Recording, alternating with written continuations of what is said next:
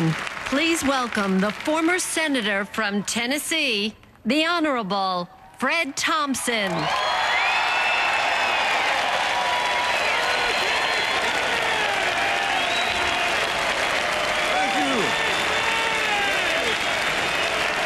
Thank you.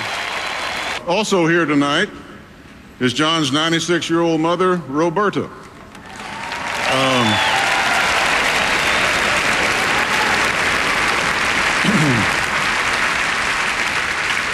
All I gotta say is if Ms. Roberta had been the McCain captured by the North Vietnamese, they would have surrendered.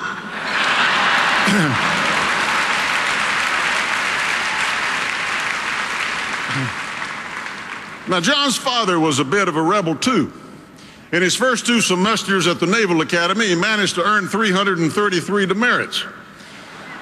Unfortunately, John later saw that as a record to be beaten. A rebellious mother and a rebellious father. I guess you can see where this is going. In high school and the Naval Academy, John earned a reputation as a troublemaker. But as John points out, he wasn't just a troublemaker. He was the leader of the troublemakers.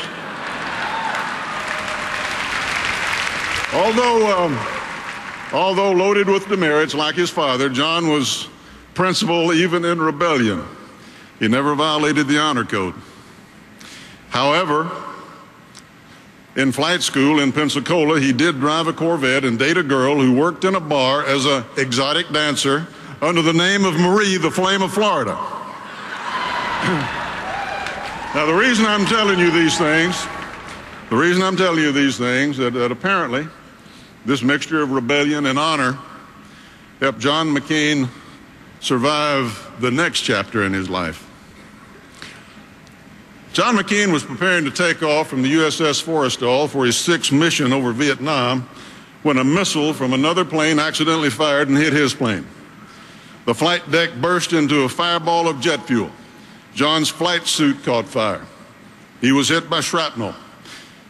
It was a scene of horrible human devastation. Men sacrificed their lives to save others that day. One kid, who John couldn't identify because he was burned beyond recognition, called out to John to ask if a certain pilot was okay. John replied, yes, he was. The young sailor said, thank God, and then he died. These are the kind of men John McCain served with. These are the men and women John McCain knows and understands and loves. If you want to know who John McCain is, if you want to know what John McCain values, look at the men and women who wear America's uniform today.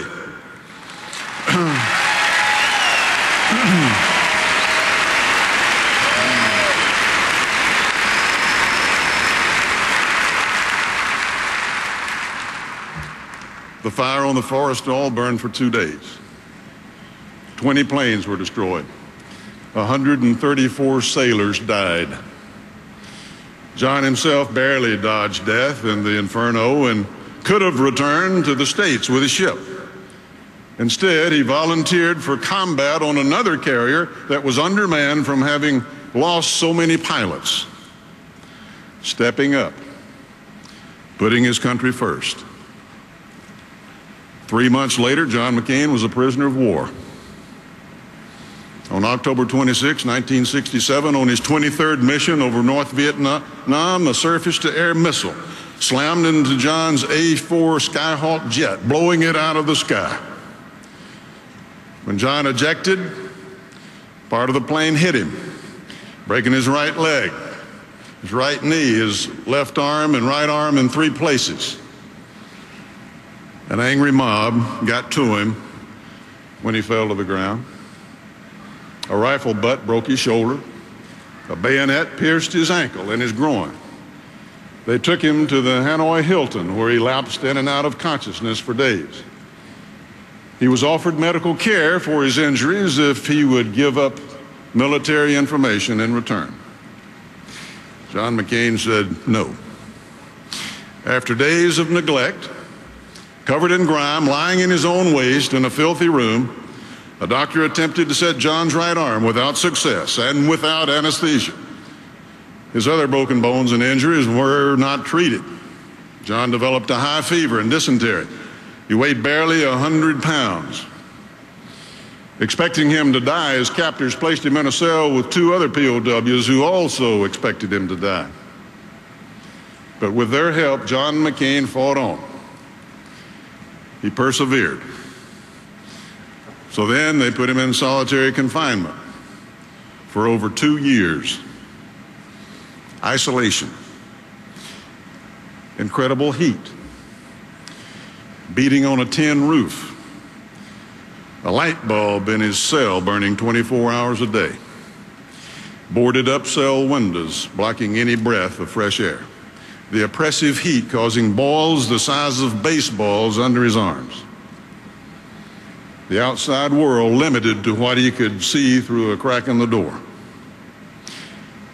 We hear a lot of talk about hope these days. John McCain knows about hope. That's all he had.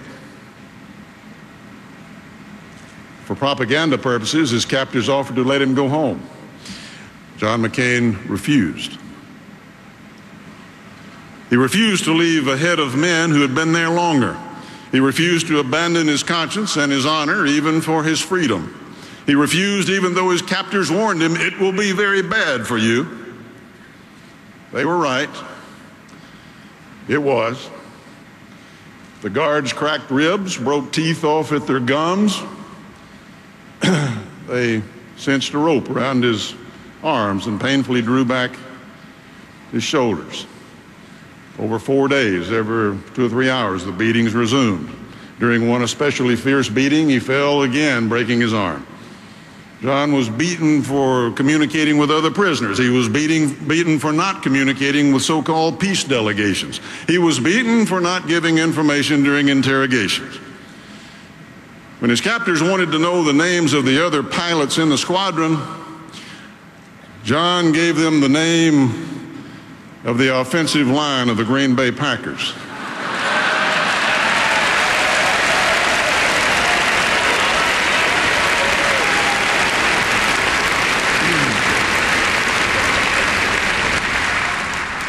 Whenever John was returned to his cell, walking if he could, dragged if he couldn't, as he passed his other fellow POWs, he would often call out to them. He'd smile, give them a thumbs up. For 5.5 years, this went on. John McCain's bones may have been broken, but his spirit never was.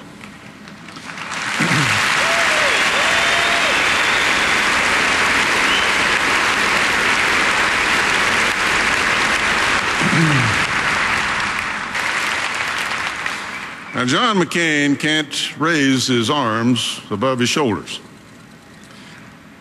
He can't salute the flag of the country for which he sacrificed so much. Tonight, as we begin this convention, we stand with him, and we salute him. We salute his character and his courage, his spirit of independence, and his drive for reform, his vision to bring security and peace in our time and continued prosperity for America and all of our citizens. For our own good, our children's, let us celebrate that vision, celebrate that belief, that faith, so we can keep America the greatest country that the world has ever seen. God bless John McCain, and God bless America.